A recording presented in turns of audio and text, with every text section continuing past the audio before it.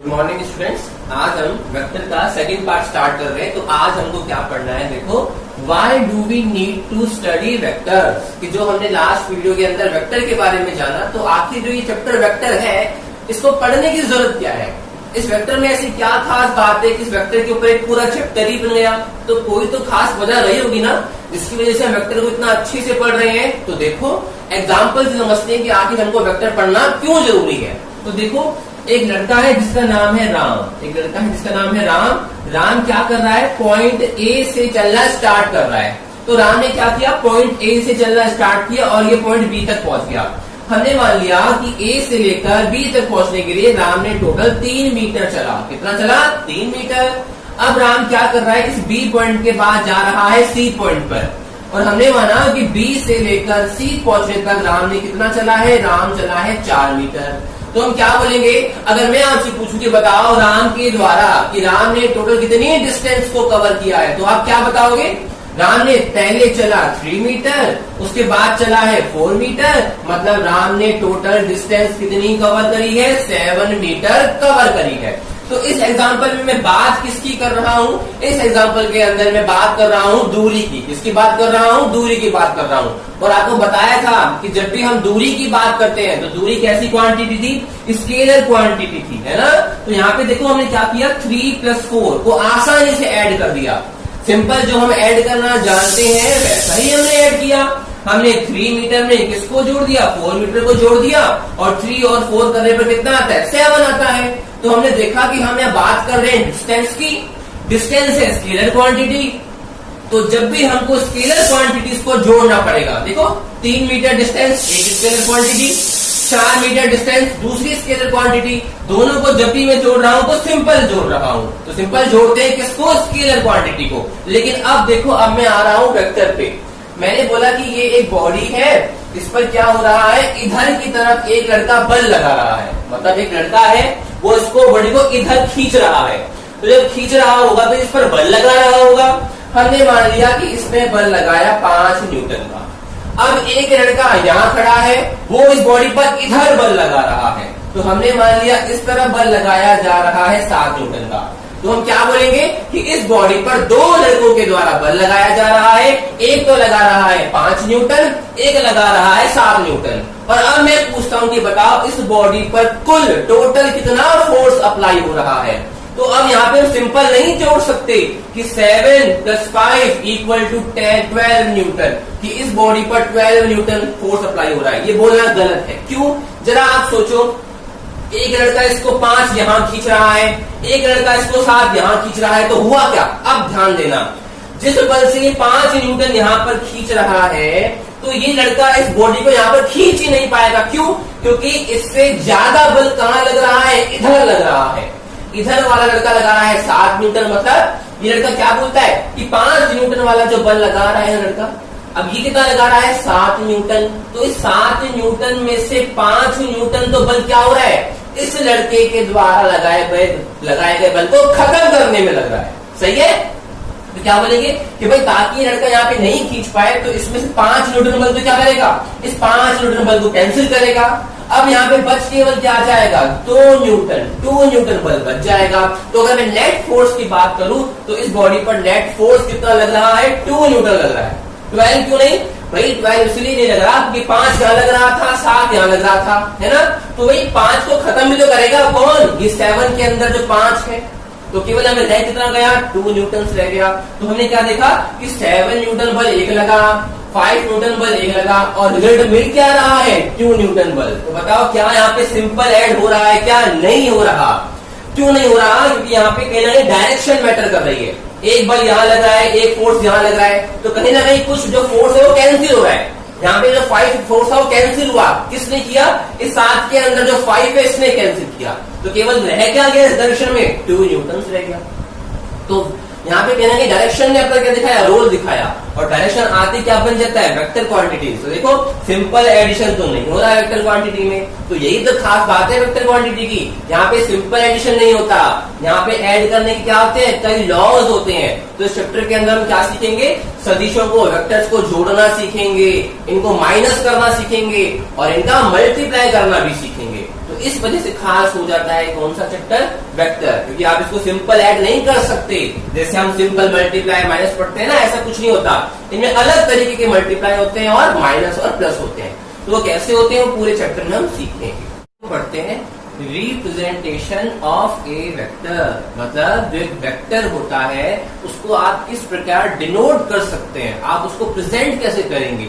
जैसे हम बात करते हैं कि हम यहाँ पे फोर्स की बात कर रहे हैं, तो फोर्स के बारे में हम जानते हैं पहले वीडियो से कि जो फोर्स होती है वो एक वेक्टर क्वांटिटी होती है। तो अब हमको क्या करना है, एक ऐसे संकेत देने हैं, कुछ इंडिकेशंस बताने हैं जिसको देखकर हमको तुरंत मालूम पड़ जाए कि जो फोर्स होता है ना वो कैसी क्वांटिटी होती है, वेक्टर क्वांटिटी होती है।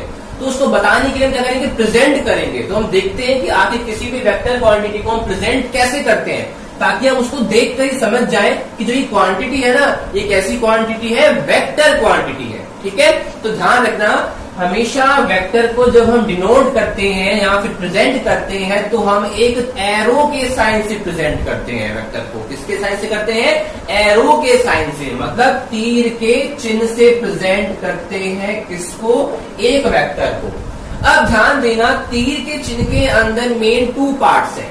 एक तो देखो यहां से लेकर यहां तक का पार्ट, क्या ये इस पार्ट को आप एरो की लेंथ नहीं बोलोगे कि यहां से लेकर यहां तक जो आपने 2 डॉट्स लगाए हैं, यहां से लेकर यहां तक ये किसको रिप्रेजेंट कर रहा है, ये एरो की लेंथ को प्रेजेंट कर रहा है। सही है, एरो की लेंथ को प्रेजेंट कर रहा है।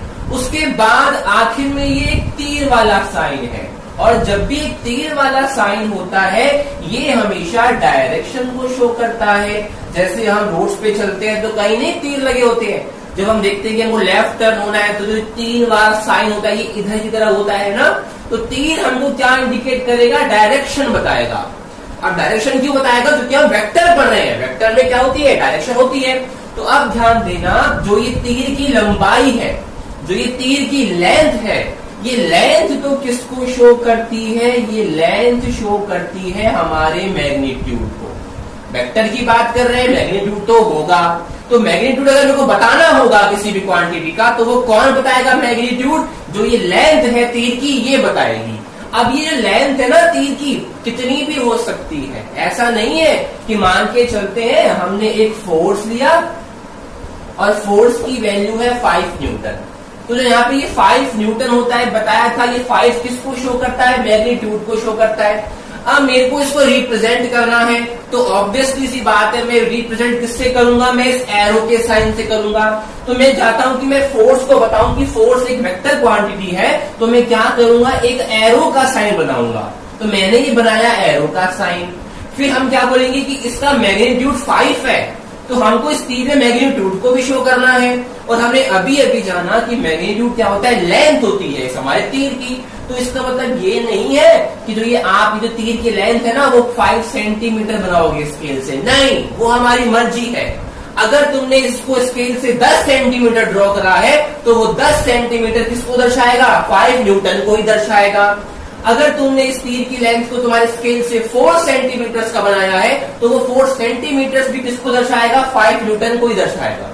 तो जितना बड़ा भी तुम तीर बनाओ कुल मिला के उसकी जितनी भी लेंथ होगी वो लेंथ किसको शो करने वाली है, हमारे मैग्नीट्यूड को शो करने वाली है। ऐसा नहीं है कि मैग्नीट्यूड 5 है तो हमको भी यहाँ पे 5 सेंटीमीटर ड्रॉ करना पड़ेगा, वो हमारे मन की मर्जी है। मैं कितना बड़ा भी ड्रॉ कर दूं, जितनी भी लेंथ होगी वो शो किसको करके जाएगी, मैग्नीट्यूड को। अगर मैं सपोज करो ये 10 सेंटीमीटर का बना दूं लेंथ, तो मैं क्या बोलूंगा, ये 10 सेंटीमीटर की लेंथ किसको शो कर रही है, 5 न्यूटन को ही शो कर रही है। तो कहने का मतलब कि जितनी लेंथ होती है वो तो शो करती है किसको, हमारे मैग्नीट्यूड को। अब रह गया डायरेक्शन, अब रह गया डायरेक्शन। तो मैंने बोला कि जो ये फोर्स है ना ये 5 न्यूटन बल का है, तो भाई इसकी डायरेक्शन भी होगी क्योंकि फोर्स वेक्टर क्वांटिटी है। तो मैंने मान लिया कि जो ये फोर्स लग रहा है ये ईस्ट डायरेक्शन में लग रहा है। तो जो ये वेक्टर में जो मैंने तीर बनाया है ना, इसमें तीर का चिन्ह भी कहाँ होना चाहिए, हमारी ईस्ट साइड में होना चाहिए। तो देखो 4 डायरेक्शन बनाई हमने, नॉर्थ, साउथ, ईस्ट, वेस्ट। तो मैंने इस तीर के साइन का जो एरो वाला साइन है वो मैंने ईस्ट की तरफ लिया है। क्यों? क्योंकि भाई जो हमारा फोर्स है, फोर्स की डायरेक्शन क्या बताइए क्वेश्चन वाले ने? ईस्ट बताई है। तो हमको बताना पड़ेगा देखने वाले को कि डायरेक्शन ईस्ट है, तो मेरे को यहाँ पे एरो का साइन भी किस तरफ दिखाना पड़ेगा? ईस्ट में दिखाना पड़ेगा। और लेंथ तो मेरी मर्जी है, मैं कितनी भी बनाऊं, शो किसको करेगी? हमेशा इस मैग्नीट्यूड को शो करेगी। अब यहाँ पे हम फोर्स की बात नहीं करते हैं, अब हम जरा डिस्प्लेसमेंट की बात करते हैं। क्या डिस्प्लेसमेंट भी वेक्टर क्वांटिटी थी? बिल्कुल थी। तो मान के चलते हैं डिस्प्लेसमेंट है और डिस्प्लेसमेंट की वैल्यू है 7 किलोमीटर और कौन सी डायरेक्शन में है? ये साउथ डायरेक्शन में है। ठीक है, तो ये वेक्टर क्वांटिटी तो होगी। 7 किलोमीटर तो क्या है? ये है हमारा मैग्नीट्यूड है, और जो ये साउथ है ये किसको प्रेजेंट कर रहा है? डायरेक्शन को। अब हमको इस डिस्टेंस को क्या करना है? शो करना है, क्या रिप्रेजेंट करना है। तो हम क्या करेंगे? हम तीर का चिन्ह लगाएंगे, हम एरो का साइन लेकर आएंगे। एरो की लेंथ तो मेरी मर्जी है, मैं कितनी भी रखूं, कितनी भी सेंटीमीटर की बनाऊं, शो किसको करेगा? 7 किलोमीटर को ही शो करेगा। अब यहाँ पे ये रह गया कि तीर मैं ऐसे बनाऊं, कि तीर मैं ऐसे बनाऊं, तीर ऐसे बनाऊं, कि तीर ऐसे बनाऊं। तो सोचे तो देखो यहाँ पे हमारा डिस्प्लेसमेंट किस डायरेक्शन में हो रहा है? साउथ डायरेक्शन में हो रहा है। तो हमको यहाँ पे जो तीर बनाना पड़ेगा, एरो बनाना पड़ेगा, उस एरो की डायरेक्शन भी क्या रखनी पड़ेगी? साउथ में रखनी पड़ेगी। तो क्या ये एरो शो कर रहा है? क्या शो कर रहा है कि भाई जो ये वेक्टर क्वांटिटी है ना डिस्प्लेसमेंट, इसकी डायरेक्शन कहाँ पर है? साउथ में है। अच्छा सर, फिर यहाँ से लेकर यहाँ तक लेंथ क्या बता रही है? लेंथ कह रही है कि मैं कितनी भी हूं, मैं तो शो करती हूँ मैग्नीट्यूड को। तुम्हारे क्वेश्चन में मैग्नीट्यूड 7 किलोमीटर है, तो ये जो हमारी लेंथ है किसको शो कर रही है? 7 किलोमीटर को। और जो ये तीर है ये किसको शो कर रहा है कि डिस्प्लेसमेंट कौन सी डायरेक्शन में है? साउथ डायरेक्शन में है। तो इस तरह हम क्या करते हैं? किसी भी एक वेक्टर क्वांटिटी को क्या करते हैं? रिप्रेजेंट करते हैं। तो देखो, आज के बाद तुम जब भी फोर्स लिखो, आज के बाद आप लोग जब भी कभी फोर्स लिखो तो आपको पता है फोर्स के ऊपर एक ऐसा साइन लगाना पड़ेगा। अब ये ऐसा साइन मतलब बता दिया ना कि वेक्टर को प्रेजेंट करने के लिए हम तीर लाते हैं। तो जैसे ही मैंने एफ के ऊपर तीर लगा दिया तो दिमाग में क्या आएगा कि भाई तीर तो तब आता है जब हम किसी वेक्टर क्वांटिटी को प्रेजेंट कर रहे होते हैं। अब ये एफ के ऊपर तीर आया है, मतलब कहीं ना कहीं जो ये एफ है ना, ये कैसी क्वांटिटी होगी? वेक्टर क्वांटिटी होगी, तभी तो इसके ऊपर तीर लग रहा है, एरो लग रहा है। अगर सपोज करो मैं स्पीड की बात करूं, बताया था आपको स्पीड वेक्टर क्वांटिटी नहीं होती, तो जब भी आज के बाद तुम स्पीड लिखोगे ना, इसके ऊपर तुम तीर का चिन्ह नहीं लगाओगे। क्यों? वेक्टर क्वांटिटी तो है ही नहीं। अगर मैं बात करूं वेलोसिटी की, तो बताया था कि वेलोसिटी क्या होती है? एक वेक्टर क्वांटिटी होती है। तो तुम क्या करोगे? v के ऊपर हमेशा आज के बाद क्या लगाओगे? तीर का चिन्ह लगाओगे। क्या लगाओगे? तीर का चिन्ह लगाओगे। और ये तीर का चिन्ह क्या बोलेगा? जो वेलोसिटी है वो बच्चों क्या है? वेक्टर क्वांटिटी है। अब एक बात बताओ, चाहे मैंने फोर्स लिखा चाहे मैंने v लिखा, मैंने इसमें जो डायरेक्शन रखी थी वो यही रखी। तो ध्यान रखना कि भाई जब भी हम किसी क्वांटिटी को शो करेंगे ना, चाहे वो कोई सी भी वेक्टर क्वांटिटी हो, जैसे मान लो a एक वेक्टर क्वांटिटी है, b भी वेक्टर क्वांटिटी है, c भी वेक्टर क्वांटिटी है, तो इसको दर्शाने के लिए तीर तो हमेशा ऐसे आएगा ऊपर, कभी इस डायरेक्शन में मत लगा देना। ठीक है? तो ये डायरेक्शन कब चेंज होगी? जब पर्टिकुलर एक की बात करें और बोले कि अलग से प्रेजेंट करो। जैसे भी हमने थोड़ी देर पहले अलग से नहीं शो किया था कि केवल आप तीर से बताओ। अब तुम क्या कर रहे हैं बच्चों? ए के ऊपर शो कर रहे हैं ना कि ए क्या है? वेक्टर क्वांटिटी है, तो ऊपर तो लगाना पड़ेगा तीर ये वाला। तो हमेशा तीर का चिन्ह ऊपर तो ऐसे ही आएगा, कभी ऐसे नहीं आएगा, कभी ऐसे नहीं आएगा, हमेशा कैसे आएगा? ऐसे ही आएगा। ठीक है? तब जब बताना हो कि वेक्टर क्वांटिटी है, लेकिन वो पूरा बोले कि एक्सप्लेन करके बताओ कौन सी डायरेक्शन है, तब फिर तीर के चिन्ह में चेंज होंगे, तब स्पेशल हम तीर को दिखाते हैं, तब ये ए वे नहीं लिखते हैं। ठीक है? अब आगे देखो, जो ये हम एरो का साइन बनाते हैं, तीर का साइन बनाते हैं ना, इसके मेन 2 पार्ट्स होते हैं, उनको जानना बहुत जरूरी है। ठीक है? तो देखो, ये हमने यहाँ पे एक एरो बनाया है, तो तुमको दिख रहा है कि जो ये सबसे पीछे वाला भाग है ना, इस भाग को कहा जाता है टेल ऑफ वेक्टर। मतलब इस भाग को हम वेक्टर, इसको क्या बोलेंगे? इसको हम इसकी पूंछ बोलेंगे। ये वेक्टर को शो कर रहा है, बताया था जो एरो का साइन होता है किसको शो करता है? वेक्टर को शो करता है। तो ये पीछे वाला पार्ट को क्या कहते हैं? अपन टेल कहते हैं। तो क्या बोलना पड़ेगा कि क्या है? ये टेल ऑफ वेक्टर। जो ये आगे वाला भाग है ना, इसको कहा जाता है हेड ऑफ वेक्टर। तो आगे वाला भाग याद रखना कहलाएगा हेड ऑफ वेक्टर, और पीछे वाले भाग को कहते हैं अपन टेल ऑफ वेक्टर। ठीक है? तो ये टेल ऑफ वेक्टर और हेड ऑफ वेक्टर हम क्यों पढ़ रहे हैं? क्योंकि जब हम वेक्टर्स का एडिशन करेंगे, सब्सट्रैक्शन करेंगे ना, तो वहां पर हमको क्या काम में आएगा, इसका टेल और इसका हेड काम में आएगा। तो ध्यान रखना, पीछे वाला भाग तो टेल और आगे वाला भाग क्या होता है, हेड कहलाता है वेक्टर का। ठीक है, अब आगे देखना, आगे क्या करेंगे,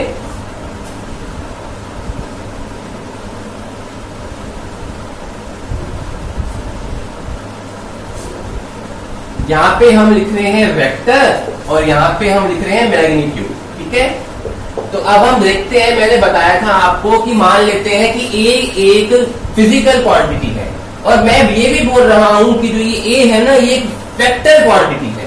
तो बताया था कि जब भी वेक्टर क्वांटिटी को हमको बताना होगा तो उसको हम रिप्रेजेंट कैसे करेंगे, इसके ऊपर लगा देंगे तीर का चिन्ह। तो वेक्टर को शो करते हैं बच्चों कैसे, ए मान लो कोई भी वेक्टर क्वांटिटी है, उसके ऊपर क्या लगा दिया, तीर का चिन्ह।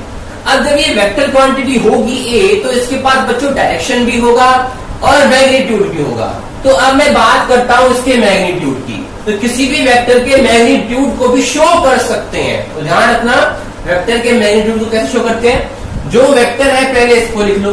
तो वेक्टर ए था, हमने वेक्टर ए लिख दिया, इसके दोनों ओर दरवाजे लगा दो, एक लाइन यहाँ पर ड्रॉ कर दो, एक लाइन यहाँ पर ड्रॉ कर दो। तो ये जो शेप बनी है, तो ये साइन है, किसको शो करेगा, इस वेक्टर ए के मैग्नीट्यूड को शो करेगा।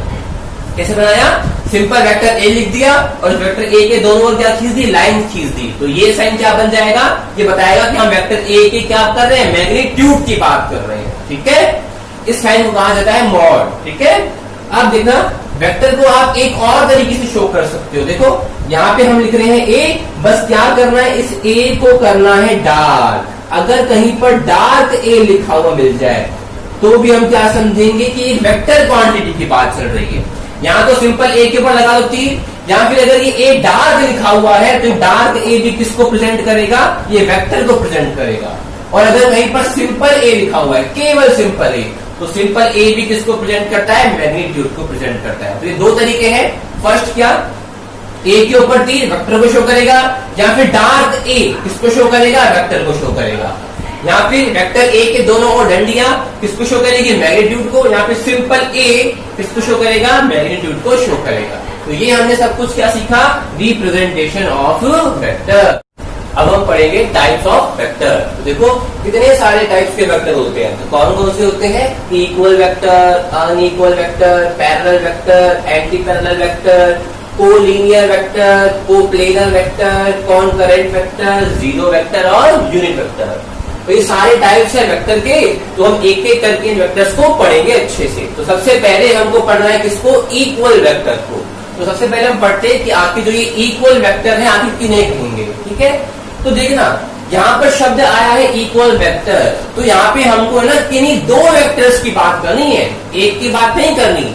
हम कोई दो वेक्टर्स लेंगे और उनको क्या कहेंगे कि ये दोनों वेक्टर्स कैसे हैं, इक्वल वेक्टर्स हैं। तो मेरे को कहीं ना कहीं दो वेक्टर्स पे बात करनी पड़ेगी। ठीक है, अब एक बात बताओ, यहाँ पे हमने वेक्टर के आगे लिखा इक्वल, मतलब जो हम दो वेक्टर होंगे वो समान होने चाहिए। अब वेक्टर के अंदर क्या समान हो, क्या इक्वल हो, तो सोचते हैं कि वेक्टर के पास आखिर कौन कौन सी दो चीजें होती हैं। तो आप जानते हो वेक्टर के पास एक तो होता है मैग्नीट्यूड और वेक्टर के पास एक क्या होता है, डायरेक्शन। तो अगर दो वेक्टर्स ऐसे हैं जिनका मैग्नीट्यूड भी सेम हो और जिनकी डायरेक्शन भी सेम हो, तो ऐसे वेक्टर्स क्या होंगे, ऐसे वेक्टर्स इक्वल वेक्टर्स होंगे। तो देखा, एग्जांपल ले रहे हैं, हमने यहाँ पे एक फोर्स लिया है F1 फोर्स है, तो हमने क्या नाम दे दिया पहले को, F1 फोर्स। वेक्टर क्वांटिटी होती है फोर्स, तो ऊपर में लगा दिया तीर का चिन्ह। मैं इसको रिप्रेजेंट कर रहा हूँ, ध्यान से देखना, क्या मैं इसको ऐसे रिप्रेजेंट करूंगा, बिल्कुल। तो हमने क्या लिख दिया कि यहाँ पे लिख दिया 10 न्यूटन, कि जो ये F1 फोर्स है ये 10 न्यूटन का है और इस जो इसकी डायरेक्शन है वो क्या है, ईस्ट है। अब मैं एक और वेक्टर ले रहा हूँ, तो वेक्टर का नाम है F2 वेक्टर। तो मैं इसके पास भी लिखता हूँ कि भाई इसका मैग्नीट्यूड भी कितना है, 10 न्यूटन है और इसकी डायरेक्शन भी क्या है, ईस्ट है। तो हमने क्या देखा कि हमारे पास दो वेक्टर है, एक F1 वेक्टर, एक F2 वेक्टर। जब हमने दोनों वेक्टर्स के मैग्नीट्यूड देखा तो इसका मैग्नीट्यूड भी 10 न्यूटन है और इसका मैग्नीट्यूड भी क्या है, 10 न्यूटन। तो दोनों के मैग्नीट्यूड तो सेम हो गए। अब दोनों की डायरेक्शन भी सेम होनी चाहिए, तभी तो क्या बनेंगे, इक्वल वेक्टर बनेंगे। सब कुछ इक्वल होना चाहिए, डायरेक्शन भी और मैग्नीट्यूड भी। तो डायरेक्शन देखते हैं, ये F1 वेक्टर की डायरेक्शन बच्चों क्या है, ईस्ट। F2 वेक्टर की डायरेक्शन भी क्या है, ईस्ट है, तो दोनों की डायरेक्शन भी सेम, दोनों के मैग्नीट्यूड भी सेम, तो क्या कहना पड़ेगा कि जो ये F1 और F2 वेक्टर्स है ये कैसे वेक्टर्स है, इक्वल वेक्टर्स है। अगर मैं कुछ चेंजेस कर दूं, मैं बोल देता हूं कि जो ये F2 वेक्टर है ना इसका मैग्नीट्यूड 15 न्यूटन है, तो क्या अब आप इनको इक्वल वेक्टर कहोगे क्या, नहीं, चाहे इनकी डायरेक्शन तो सेम है लेकिन अब की बार मैग्नीट्यूड सेम नहीं रहा, इसका तो मैग्नीट्यूड बन गया 10 न्यूटन और इसका बन गया 15 न्यूटन, तो नहीं कहना पड़ेगा इक्वल। इक्वल कब कहोगे, जब मैग्नीट्यूड भी सेम और डायरेक्शन भी सेम, तो यहाँ पे डायरेक्शन सेम है मैग्नीट्यूड सेम नहीं है, तो इनको इक्वल वेक्टर नहीं कहना पड़ेगा। तो आप समझ गए होंगे कि इक्वल वेक्टर किसे कहते हैं। अब सेकंड नंबर पे हमको पढ़ना है अनइक्वल वेक्टर, ठीक है। तो देखते हैं कि आखिर हम अनइक्वल वेक्टर किन्हें कहेंगे। नाम से मालूम पड़ रहा है ऐसे दो वेक्टर जो क्या नहीं होंगे, इक्वल नहीं होंगे। अब ये दो वेक्टर कैसे इक्वल नहीं होते वो सीखते हैं, ठीक है। आखिर कौन सी चीज होगी जो इनको इक्वल नहीं बनाएगी, तो देखो यहां पे मैंने एक वेक्टर लिया F1, ये बनाया मैंने, इसको ड्रॉ किया, मैंने लिखा 10 न्यूटन जो इसका मैग्नीट्यूड है और इसकी डायरेक्शन क्या है बच्चों, ईस्ट है। मैंने एक और वेक्टर लिया F2, इसका मैग्नीट्यूड तो 16 न्यूटन है और डायरेक्शन क्या है, ईस्ट है। तो हमने क्या देखा कि अभी दो वेक्टर है, दोनों की डायरेक्शन तो ईस्ट है लेकिन दोनों का क्या सेम नहीं है, मैग्नीट्यूड सेम नहीं है और सब कुछ सेम नहीं है, मतलब ये वेक्टर दोनों कैसे हैं, अनइक्वल है। तो किसने इक्वल नहीं बनाया, इसके मैग्नीट्यूड ने इनको इक्वल नहीं बनाया। तो अगर दो वेक्टर्स के मैग्नीट्यूड अलग अलग हैं तो आप उन्हें क्या कहोगे, अनइक्वल वेक्टर कहोगे। या एक और तरीके से, अब मैंने क्या किया, इसका मैग्नीट्यूड तो रख दिया 10 न्यूटन लेकिन मैंने इस डायरेक्शन को चेंज कर दिया और डायरेक्शन की जगह पे लिख दिया वेस्ट। तो अब देखो अब की बार दोनों का मैग्नीट्यूड तो सेम है, ये भी 10 न्यूटन का ये भी 10 न्यूटन का, लेकिन क्या चेंज हो गई, डायरेक्शन चेंज हो गई, इसकी ईस्ट डायरेक्शन इसकी वेस्ट डायरेक्शन। तो अब भी कैसे वेक्टर्स होंगे, अनइक्वल वेक्टर्स होंगे। तो हमने क्या सीखा, अगर भाई मैग्नीट्यूड भी बदले हुए हैं तो भी अनइक्वल वेक्टर, अगर मैग्नीट्यूड सेम हो लेकिन डायरेक्शन अलग हो तब भी क्या होगा, अनइक्वल वेक्टर। एक थर्ड केस और बच जाता है, देखो यहाँ पे लिख दिया 16 न्यूटन। अब क्या है, दोनों के मैग्नीट्यूड भी अलग अलग है, दोनों की डायरेक्शन भी क्या है, अलग अलग है। तो इस केस में भी वेक्टर्स क्या कहलाएंगे, अनइक्वल। तो अनइक्वल वेक्टर में क्या होना चाहिए भाई, या तो इनके मैग्नीट्यूड अलग हो या इनकी डायरेक्शन अलग हो या फिर मैग्नीट्यूड और डायरेक्शन दोनों ही अलग अलग हो। तो ऐसे वेक्टर्स क्या होंगे, अनइक्वल वेक्टर्स होंगे, ठीक है। तो हमने दो वेक्टर्स पढ़ लिए, अब हम पढ़ते हैं पैरेलल वेक्टर, या फिर पैरेलल वेक्टर किसे कहेंगे, ठीक है।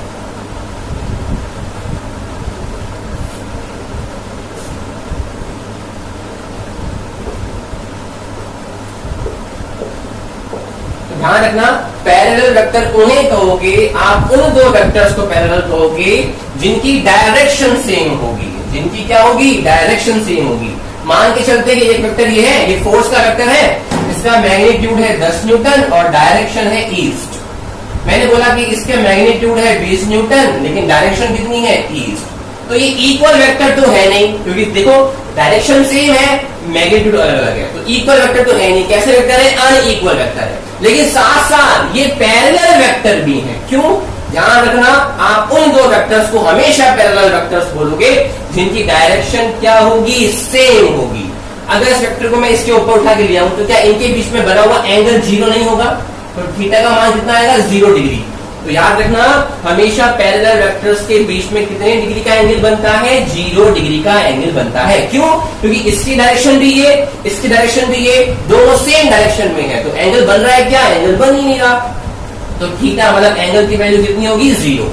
मैग्नीट्यूड कुछ भी हो चलेगा लेकिन डायरेक्शन सेम होनी चाहिए। इसके लिए पैरेलल वेक्टर्स के लिए मैग्नीट्यूड कुछ भी हो चलेगा, चाहे सेम होता तब भी चलता, लेकिन शर्त क्या है कि भाई जो इनकी डायरेक्शन है ना वो तो सेम होनी चाहिए, तभी तो क्या माने जाएंगे, पैरेलल वेक्टर्स कहलाएंगे। मैग्नीट्यूड सेम हो चलेगा, नहीं हो तब भी चलेगा, ठीक है। अब हम पढ़ते हैं एंटी पैरेलल वेक्टर्स। मालूम पड़ रहा है पैरेलल वेक्टर्स की डायरेक्शन क्या थी, सेम थी, लेकिन जब हम एंटी पैरेलल वेक्टर्स पढ़ेंगे तो ध्यान रखना इन दोनों वेक्टर्स की डायरेक्शन जस्ट एक दूसरे के अपोजिट होगी। क्या होगी? जस्ट एक दूसरे के अपोजिट होगी। जैसे मान के चलते हैं कि ये वेक्टर है 10 न्यूटन का ईस्ट डायरेक्शन में और ये वेक्टर है 20 न्यूटन का कौन सी डायरेक्शन में? वेस्ट डायरेक्शन में। तो देखो 10 न्यूटन ईस्ट में, 20 न्यूटन वेस्ट में। क्या ईस्ट और वेस्ट एक दूसरे की अपोजिट साइड होती हैं? बिल्कुल होती हैं। तो ऐसे वेक्टर्स जिनकी डायरेक्शन क्या होती है? जस्ट अपोजिट होती है, क्या होते हैं? Anti parallel vectors. तो देखो ये वेक्टर जा रहा है इस डायरेक्शन में, ये जा रहा है इस डायरेक्शन में, तो इनके बीच कितने डिग्री का एंगल बन रहा है? 180 डिग्री का एंगल बन रहा है। तो याद रखना एंटी पैरेलल वेक्टर्स में 180 डिग्री का क्या होता है? एंगल बनता है। दोबारा से मैग्नीट्यूड कुछ भी हो चलेगा, चाहे सेम हो चलेगा, बस शर्त क्या है? डायरेक्शन दोनों की जस्ट अपोजिट होनी चाहिए। ये ईस्ट तो ये वाला वेस्ट, क्या होंगे? Anti parallel vector.